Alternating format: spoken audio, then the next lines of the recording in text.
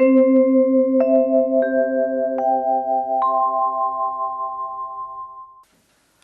सच कहें, आजकल जो आप लोग डिटॉल रखते हो, क्या क्या ये सब अंग्रेजी चीज़ें, आजकल तो हमको भी कई लोग ला के देते कि इतनी बड़ी शीशी, बोले महाराज जी अपने उसमें रखा करो, पहले उसमें हाथ डालकर ऐसे ऐसे कर लिया करोगे तो कीटाणु मर जाएंगे, क्योंकि आप घूमते रहे तो नाम हमको पता नहीं, हम तो दूसरों को दे देते हैं। अपने राम तो देहाती है, इन सब चक्कर में कभी पड़े नहीं हैं। वो पूछने वाला कागज भी हमको ला ला के देते, वो भी मेरे बस का नहीं है।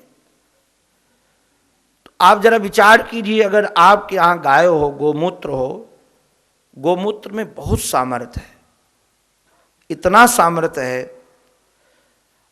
हम तो एक जगह पढ़ रहे थे कि यदि पंचगव्य 6 महीने में भी एक बार पी लिया जाए, 6 महीने में एक बार, देसी गाय होनी चाहिए, जर्सी नहीं। जर्सी तो हमारे संत लोग कहते गाय ही नहीं है, ये तो जानवर है कोई दूध देने वाला बस।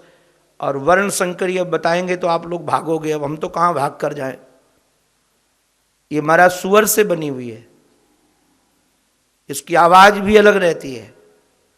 शुद्ध देसी गाय का यदि मूत्र मिल जाए और वह 6 महीने में एक बार भी यदि पिया जाए तो पेट के सारे कीड़े मर जाएंगे, आप जल्दी बीमार नहीं पड़ेंगे। गोमूत्र से देखो श्याम सुंदर को स्नान कराया गया। गोमूत्रेण स्थापित्वा शब्द का प्रयोग है और बाद में महाराज गोरज लगाई गई। रक्षाम चक्रुस सकृता द्वादश अंगेषु नाम भी, भगवान के नामों से भगवान की रक्षा की प्रार्थना की गई। देखो भाई, जो जगत की रक्षा करता है उसकी रक्षा कौन करता है? उसका नाम। भगवान जगत की रक्षा करे, जगतपति है ना, और भगवान की रक्षा कौन करता है? भगवान का नाम। तो भगवान बड़े कि भगवान का नाम बड़ा? नाम बड़ा। इसलिए हमारे तुलसीदास जी महाराज तो कहते राम न सकहीं नाम गुण गाई, और राम भी अपने नाम की महिमा नहीं गा सकते। इसलिए नाम की बहुत महिमा है। देखो भगवान के नाम की ऐसी महिमा कि भगवान के ही अंगों की रक्षा के लिए नाम का प्रयोग किया जा रहा है। इस प्रकार से महाराज किया। इधर जब बाबा हमारे आए हैं, आकर के देखा इस विकराल शरीर वाली को, तो काट काट करके नारायण चिताएं बनाई गईं, और उस चिता में जब आग लगी तो सारा गोकुल सुवासित हो गया। आप कहेंगे क्यों? जिस स्त्री के अधरों से हमारा जीवन धन गोविंद महाराज वक्षस्थल में अधर लगाकर दुग्धपान करने लगे, उसके शरीर से दुर्गंध निकलेगी क्या? अरे नारायण को तो मौसी बना लिया था श्याम सुंदर ने। सारा सुवासित वातावरण हो गया। सुखदेव जी महाराज ने राजर्षि परीक्षित को एक बड़ी बात सुंदर कही है। पूतना लोकवालग्नि राक्षसी रुधिरासना। पूतना कौन है? बोले बालकों को मारने वाली और खून पीने वाली। ठाकुर जी को भी मारने आई थी, कोई प्यार करने नहीं आई थी। यहां वर्णन है कि जिघांसापि, वह मारने की इच्छा लेकर के आई थी। मारने की इच्छा से अपना मुख श्याम सुंदर के, अपना स्तन श्याम सुंदर के मुख में दिया था। तो अप सदगतिम, भगवान ने ऐसी को भी सदगति दे दी। तो किम पुनः श्रद्धया भक्त्या, नारायण यदि हम उनकी श्रद्धा और भक्ति से सेवा करेंगे तो क्या वो हमको कुछ नहीं देंगे? जो मारने वाले को भी तार देता है, वो प्यार करने वाले को क्या नहीं देगा? किम पुनः श्रद्धया भक्त्या कृष्णाय परमात्मने यच्छन प्रियतमम किम्नु। जो उनसे राग करे, प्रेम करे, उन्हें क्या नहीं दे देंगे? भगवान ने इस प्रकार से महाराज उसका उद्धार करके हम सब लोगों को एक आश्वासन दे दिया कि प्रेम करने वालों बेफिक्र हो जाओ। और जो मातृभाव से भरे हुए हों तो बिल्कुल बेफिक्र हो जाए। अरे जो मौसी को देता है वो अपनी माँ को नहीं देगा क्या? ऐसी मौसी जो मारने वाली हो, और जो मौसी माँ तो रोज प्रेम करे, रोज दुग्ध पान कराए और रोज अपने अंग संग लगाए, तो उसको भगवान क्या नहीं देंगे? उसको हमारे ठाकुर सब कुछ देंगे, जो जो चाहिए सो सो देंगे। इस प्रकार से महाराज वर्णन किया। राजा ने कहा कि प्रभु एन एनावतारेण भगवान हरिरीश्वरा, भगवान अवतार लेकर के जो जो महाराज मन को भाने वाली, कर्ण को प्रिय लगने वाली कथाएं हैं आप कृपा करके सुनाओ। तब हमारे श्री सुखदेव जी महाराज ने सुनाया है कि एक दिन हमारे श्याम सुंदर ने करवट बदला। जिनके घर में खूब धन होता है ना, और छोरा हो जाए तो फिर खूब पार्टियां की जाती हैं कि नहीं। और वैसे तो महाराज एक बात कहें, दुर्लभ जो चीज होती उसका महात्म ज़्यादा होता है। चट मंगनी पट ब्याह, और 9 महीने में छोरा मिल जाए, वह छोरा की कोई इज्जत ना होए, बेसमय आ गया। किंतु विवाह के 20 साल बीत जाएं और सब देवती देवी देवता सब जगह भटक भटक करके हार गए हों, और फिर छोरा होए, तो वह छोरा की कीमत होए कि न होए? अरे भाई कीमती है, बहुमूल्य है। अगर उसको जुखाम भी हो जाएगा तो सामान्य डॉक्टर को थोड़ी दिखाया जाएगा, अच्छे से अच्छे डॉक्टर को दिखाया जाएगा। अब उन्होंने करवट बदला, तो करवट बदलने का उत्सव पता चला तो सब महाराज आने लगे। खूब गोपियां आई माल ले लेकर के, दूध दही माखन मिश्री के पात्र। तो पहले तो महाराज श्याम सुंदर का पालना आंगन में था, माल ज्यादा आया तो रसोई घर में हो गया, रसोई घर में माल ज्यादा भर गया तो निकाल कर बाहर बैलगाड़ी के नीचे टांग दिया गया, और बैलगाड़ी में भी माल ज्यादा हो गया ऊपर, तो महाराज उसमें आ करके एक असुर बैठ गया जिसका नाम था सकटासुर। वैसे तो जड़वाद है नारायण। आप लोगों से हमारी प्रार्थना है, वैसे तो ये वल्लभाचार्य जी महाराज का भाव है, किंतु मुझे बहुत अच्छा लगता है। ये जितनी दुनिया में वस्तुएं बनी हैं वो सब चेतन के लिए हैं। आप वस्तु की कीमत ज्यादा मत करो, चैतन्य की कीमत करो।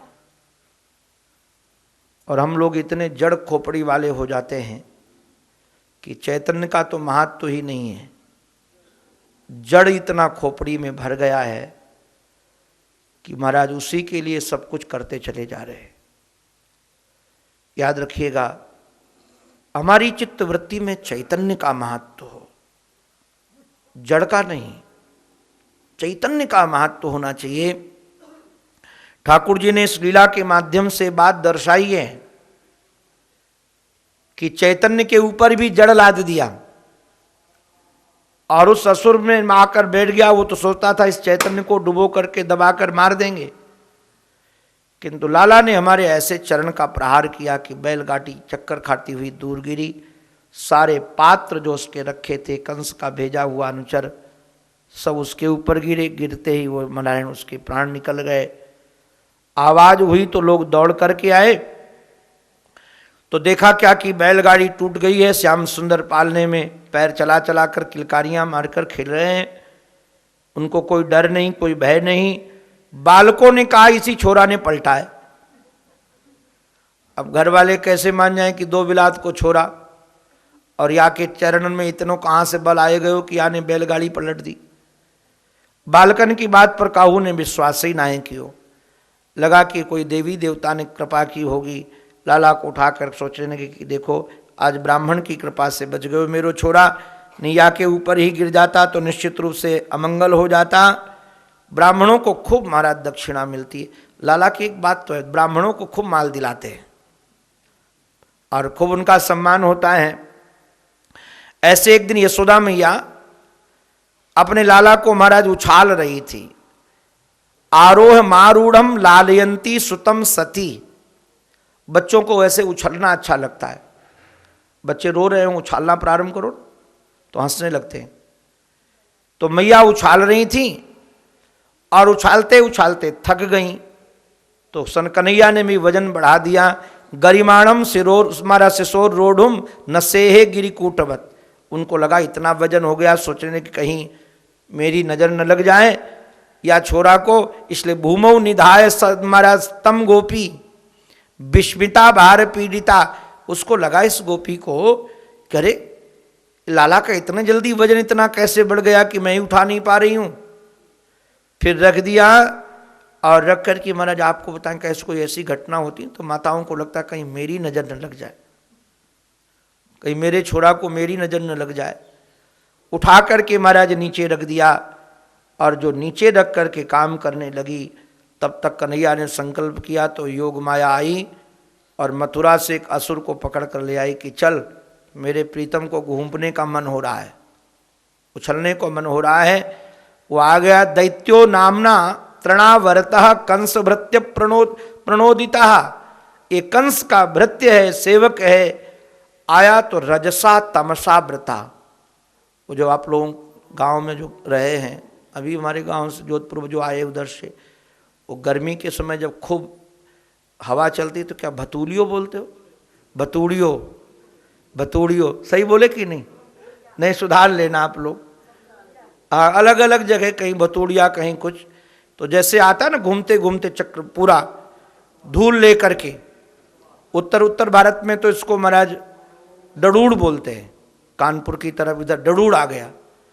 तो महाराज ऐसे वह घूमता हुआ आया तो जाने कितने महाराज रजकणों को, क्योंकि उसके अंदर सब उड़ रहे थे, कितनी रेत थी, रजसा तमसा व्रता। पूरा गोकुल महाराज हाथ फैलाओ तो नजर नहीं आता था, क्योंकि वही धूल धूल नजर आती थी। इतनी धूल इतनी रेत कि उसके अलावा कुछ नजर ना आए। और ठाकुर जी को महाराज लेकर के उड़ा, और जब लेकर के वो भी उड़ा तो ठाकुर जी जब ऊपर लेकर जाए तो कुछ न बोले कि हाँ मामा जी ऊपर वाली सैर बढ़िया है, किंतु मथुरा की ओर बढ़े तो गला दबा दे। उसने विचार किया कहीं पत्थर तो नहीं उठा कर ले आए, तो श्याम सुंदर ने महाराज उनका जो गला दबाया तो आकर के पाषाण खंड पर ही गिरा है, टुकड़े टुकड़े हो गए। और जब ये ध्वनि हुई आकर देखा तो श्याम सुंदर तो क्रीड़ा कर रहे थे। देख करके लगा पता नहीं कौन सा असुर था, कैसे क्यों लिए जा रहा था। ब्राह्मणों के आशीर्वाद से आज बच गए हैं। उनके चरणों में महाराज लिटाना, उनको आशीर्वाद, उनका आशीर्वाद लेना। ऐसे एक दिन यशोदा मैया अपने लाला को दुग्ध पान करा रही थी। वैसे एक निवेदन करें, राम जी हमारे बार बार छुपाते हैं कि कोई जान न जाए कि वो भगवान है, और हमारे श्रीमान जी ये तो बार बार दिखाते हैं कि जान जाओ मैं भगवान हूं। ये हमारा छुपाते नहीं, छपाते हैं। ऐसी लीला करते कि पहचानो हमको, किंतु राग करने वाले, प्रेम करने वाले कहाँ पहचान पाते हैं। प्रेम प्रवाह में सब ऐश्वर्य बह जाता है। और मैं सच कहूँ, अगर प्रेम प्रवाह में ऐश्वर्य न बह जाए तो प्रेम प्रेम ही नहीं है। अरे प्रेम के सामने कहाँ ऐश्वर्य का बोध रहता है, और ऐश्वर्य का बोध रहे तो सच्चा प्रेम हो भी नहीं सकेगा। प्रेम प्रवाह में तो ये बहना ही चाहिए। यशोदा मैया अपने कन्हैया को दुग्ध पान करा रही थी, और कन्हैया दुग्ध पी रहे थे। बहुत देर हो गई, मैया को लगा कि कहीं हमारे लाला को दूध ज़्यादा ना हो जाए। माताओं को चिंता रहती कि हम तो खूब दूध पीती हैं, खूब अच्छे, तो दुग्ध ज़्यादा निकलता है तो छोरा को ज़्यादा हो जाए तो बीमार पड़ जाएगा। तो कन्हैया का मुख चूम रही थी कि छोड़ दे, कपोल चूमे छोड़े, नहीं छोड़ा तो पेट में उंगली लगाई। क्या गुदगुदाना या कुतकुताना बोलते हो? जो भी बोलते हो, जो बच्चों को ऐसे से लगाओ, गुदगुदाना। तो जो किया तो महाराज हंस गए, और जो हंसे मुख महाराज खुला। सुखदेव जी महाराज कहते हैं, खम रोदसी ज्योति रनीक मासाहा सुरेंदु बंधी बन्नी सुसनाम बुधिश्च। आकाश नजर आया, नदियां नजर आई, चंद्रमा नजर आया, सूर्य नजर आया, महाराज बड़े बड़े पहाड़ नजर आए, सारा का सारा संसार नजर आया। मैया ने सोचा ये मामला क्या है। सा वीक्ष विश्वम सहसा राजन, हे राजन, जब उसने इस जगत को देखा तो संजात बेपथु पसीना पसीना हो गई। कि लाला के मुख में क्या गड़बड़ झाला है। एक महाराज 2 इंच को छोरा को मुख, वहाँ में सारो जगत दिखाई पड़े। सोचने लगी लाला की गड़बड़ी नहीं है, ये मेरी अपनी निगोड़ी आँखन को दोष है, या आँखें कछु गड़बड़ हो गई, या वजह से गड़बड़ झाला नजर आ रहे हो।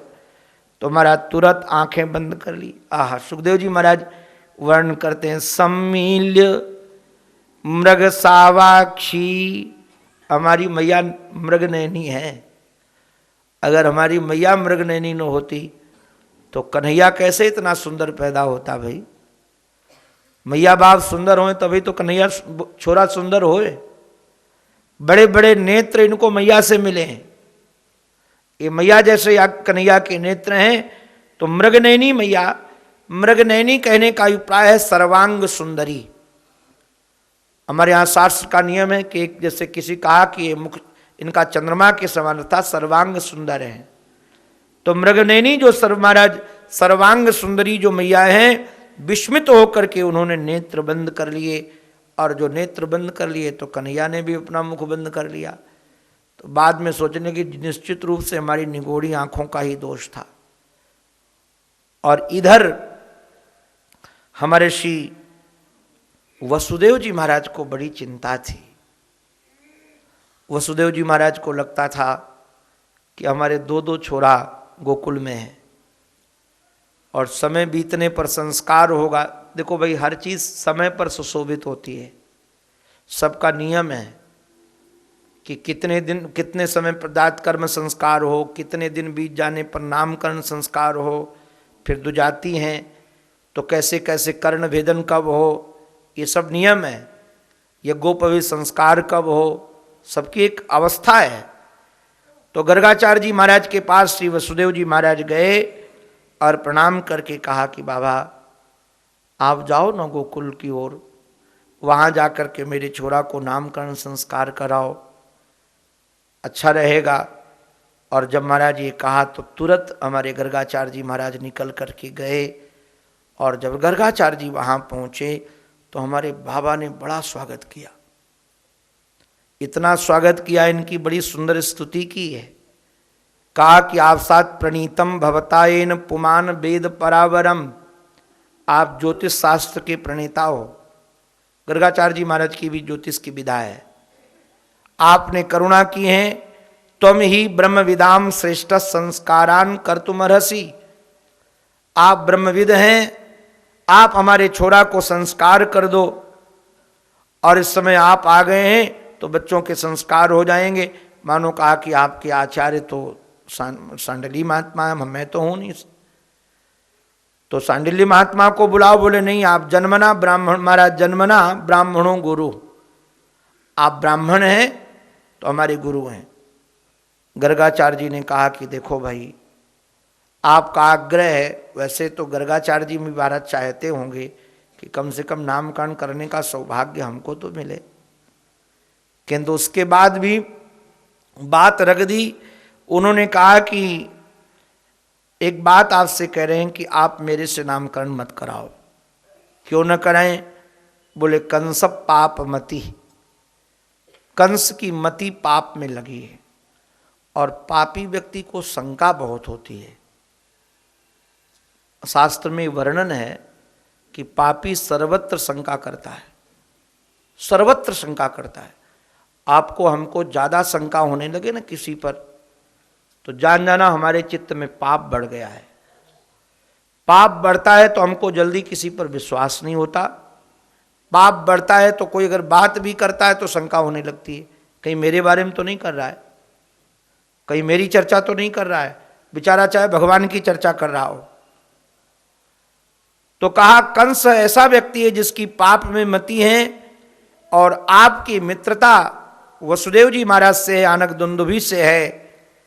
और ये कंस जानता है कि देवकी का 8वां गर्भ छोरी नहीं हो सकता, छोरा ही होगा।